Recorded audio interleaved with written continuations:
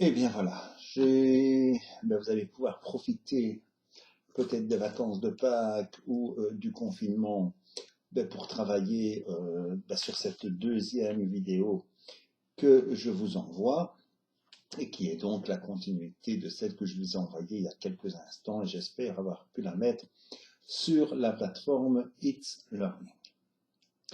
Nous venons de voir dans la vidéo précédente que le daily pouvait être une cause, une obligation juridique entre un citoyen et l'État.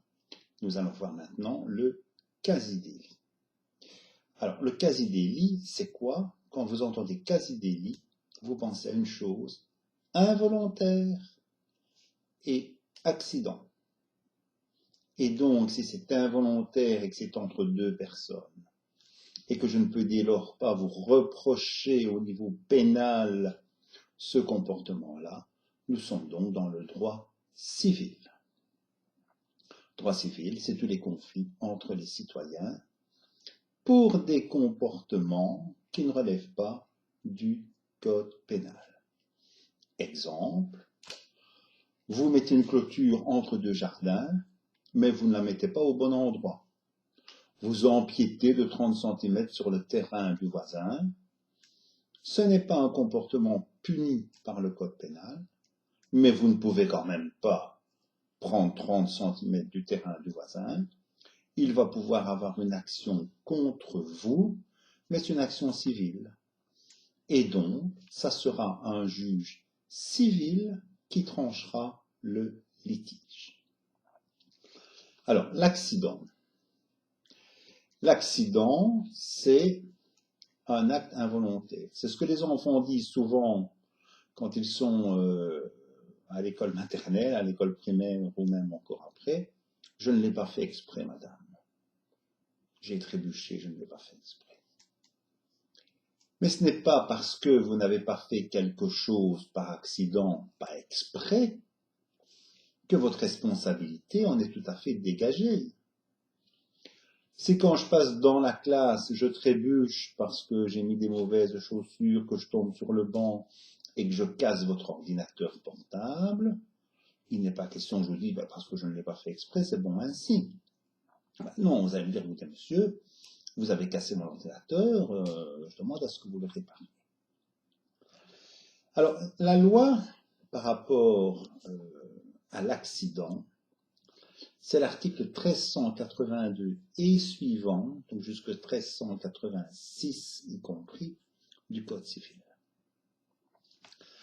L'article 1382 du Code civil, c'est un des articles les plus petits du Code civil, il doit faire quelques lignes.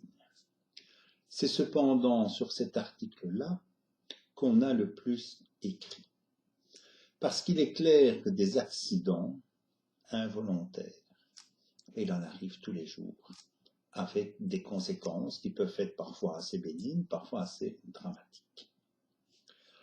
Qu'est-ce qu'il nous dit 1382 du Code civil? Il nous dit ceci.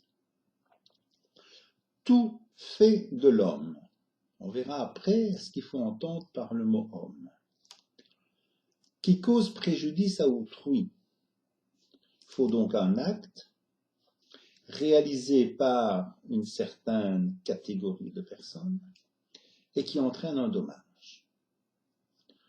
Le dommage, c'est quoi? C'est une perte. Autrement dit, suite à mon acte, une personne, entre guillemets, victime, va perdre quelque chose. Eh bien, si c'est le cas,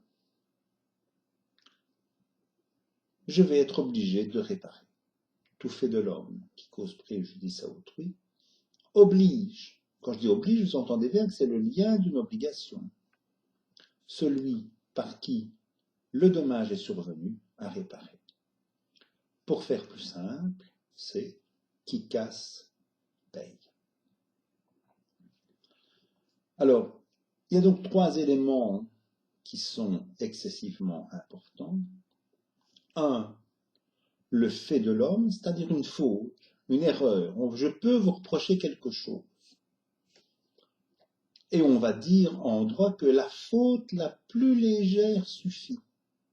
C'est ce qu'on appelle en droit la culpa levissima, la plus légère suffit.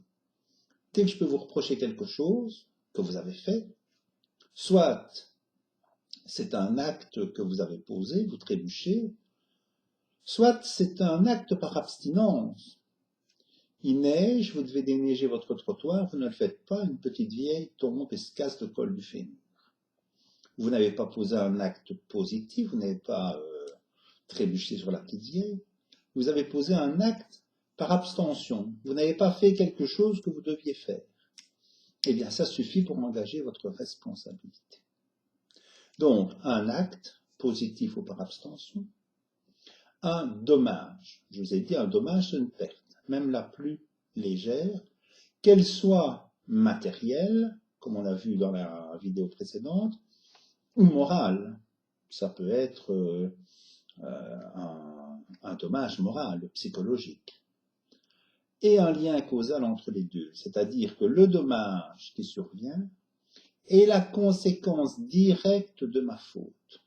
Il faut donc les trois éléments. Faute, dommage, lien causal. Alors, c'est quoi le dommage? Je vous ai dit, le dommage, c'est une perte. Alors, la loi, elle dit, vous êtes obligé de réparer le dommage. Mais attention, tout le dommage, c'est-à-dire il ne peut pas rester des parties de dommage sur le côté, mais rien que le dommage. Ça veut dire quoi? Ça veut dire que suite à une faute que j'ai commise involontairement, vous ne pouvez pas faire de bénéfice. Si j'emboutis votre voiture, et que votre voiture à l'Argus, elle vaut encore 1000 euros, il n'est pas question que vous fassiez du bénéfice et que vous en ayez 2000. Alors les gens râlent souvent en disant, mais enfin, moi j'ai rien demandé, elle a les corps bien, etc., etc., etc. Oui, mais voilà, c'est comme ça. Si la valeur de votre véhicule, même si c'est sentimental, que c'était la voiture de votre grand-père, etc., etc., ne vaut que 1000 euros, ben vous n'aurez que 1000 euros. Vous n'en aurez pas 999. Vous ne pouvez pas faire de perte, mais vous ne pouvez pas faire de bénéfice. Alors le dommage matériel, parfois, il est assez simple. Je casse votre carreau, ben un carreau ça coûte autant, la réparation ça coûte autant, votre carreau il avait 10 ans d'âge, donc on va retirer mettons 40% et j'ai la valeur du châssis. Le dommage moral, c'est parfois beaucoup plus compliqué et on doit passer par des expertises psychologiques où l'expert va tenter lui de qualifier votre dommage et quelque part d'arriver à ce qu'on puisse chiffrer votre dommage. C'est pas toujours simple, parfois le dommage n'est pas le même d'une personne à une autre. Il faut voir exactement tout ce que vous avez perdu suite à cela. Imaginons que je trébuche sur vous et suite à ça vous ne savez plus faire votre jardin parce que vous avez perdu l'usage de pouvoir avec votre jambe enfoncer la pelle et la retourner, mais tout ça, ça va se chiffrer. C'est pas simple, mais le principe, c'est la juste indemnisation de votre dommage. Je donne souvent l'exemple suivant, pour bien différencier l'accident du délit, alors que l'acte, quelque part, les conséquences peuvent être la même chose. Je suis sur mon balcon, je vois ma belle-mère qui arrive, soit je suis très content de la voir, je cours vite lui ouvrir la porte, et accidentellement je fais tomber le pot de géranium qui était sur mon balcon, qui tombe sur la tête de Bobonne et elle en est morte. Même si elle en est morte et que c'est dramatique, ça reste un accident. 13,82. Si maintenant, je dis encore cette vieille emmerdeuse, que je prends le pot de fleurs, je le lâche volontairement, ça lui tombe sur la tête, elle en est morte, là, ce n'est plus un accident, mais c'est un crime. J'ai tué volontairement quelqu'un. Donc vous voyez que c'est pas toujours la conséquence au niveau argent qui fait la différence, c'est la volonté. Soit j'ai voulu, à ce moment-là c'est du code pénal, soit c'est l'accident, je n'ai pas fait exprès. Et à ce moment-là, c'est du code civil.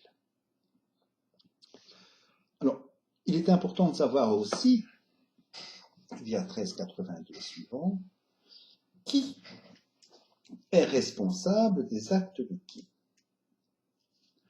Alors, la première réponse qui est assez simple, c'est moi-même. Je suis moi-même responsable des actes que je pose. Si je fais une chute et que je vous tombe dessus, le responsable, c'est moi.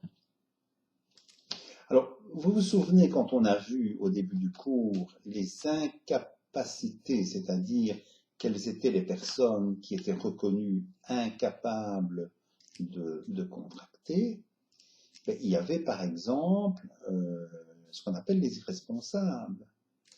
Mais les irresponsables, ils n'ont pas la capacité juridique pour poser un acte, mais s'ils commettent un accident, ils sont responsables du dommage causé ensuite de l'accident.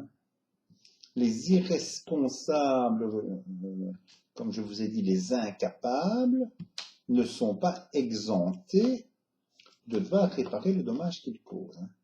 Ça, vous le retenez bien. Et même ceux qui sont en défense sociale. La défense sociale, c'est quoi? C'est quand on estime qu'au moment où vous avez commis un acte, vous n'étiez pas dans un état normal. Vous étiez quelque part aliéné, vous étiez fou. Vous ne vous rendiez pas compte de ce que vous avez fait.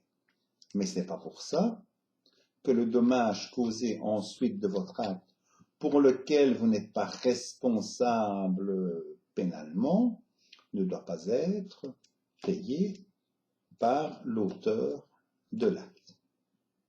D'accord? L'irresponsabilité, c'est au niveau pénal, c'est-à-dire que vous n'aurez pas de condamnation et vous vous retrouverez dans un centre de défense sociale, c'est-à-dire un hôpital d'où vous sortirez quand vous êtes guéri, mais c'est pas pour ça que les dommages que vous avez causés à des tiers, vous ne devrez pas les payer. Donc, la personne qui cause dommage à autrui accidentellement doit payer elle-même le dommage. Donc, première réponse, soi-même. Deuxième catégorie de personnes qui vont devoir payer pour les actes que d'autres ont faits, alors là, vous ouvrez grand vos oreilles, ce sont les parents lorsque vous avez des enfants. Alors ici, peu importe que les enfants soient sous votre garde ou pas votre garde, c'est-à-dire que si vos enfants, alors ce que je dis enfants, sont les enfants mineurs. Une fois que vous êtes majeur, vous n'avez plus à répondre des actes que vos enfants majeurs vont faire. Ils sont responsables. Ils ont la capacité juridique, ils ont donc la responsabilité des conséquences de leurs actes. Donc, je suis parent d'un enfant mineur. Cet enfant mineur va causer dommage à autrui accidentellement. Je vais devoir payer le dommage. Si votre enfant est une fête d'anniversaire chez les petits copains et qu'accidentellement il prend une paire de ciseaux pour découper du papier, il trébuche, il tombe, il perfore l'œil d'un petit copain accidentellement, c'est vous qui allez payer. Vous pourriez éventuellement vous retourner sur la personne qui gardait les enfants si vous estimez que le comportement de cette personne-là a concouru au dommage. Elle était carrément saoule, elle avait fumé 3 pétards et elle ronflait dans le canapé et les enfants ont pu faire tout ce qu'ils voulaient, sa responsabilité pourrait être engagée à côté de la vôtre. Mais en principe, les enfants mineurs, les actes qu'ils commettent, les accidents, sont les parents qui payent. C'est pour cela que l'on prend ce qu'on appelle une assurance familiale. L'assurance familiale va payer les accidents causés par vos enfants mineurs. Bon, d'accord, il y a une franchise, etc., mais enfin, c'est ça. Attention, que j'ai bien dit, accident. Les actes volontaires des dégradations de vos enfants ne seront pas pris en compte par l'assurance familiale. Parce que là, c'est plus un accident, c'est un acte volontaire. Si vous avez un adolescent de 16 ans qui va botter le feu à une voiture, l'assurance familiale ne va pas payer les dégâts de la voiture. L'assurance familiale va vous dire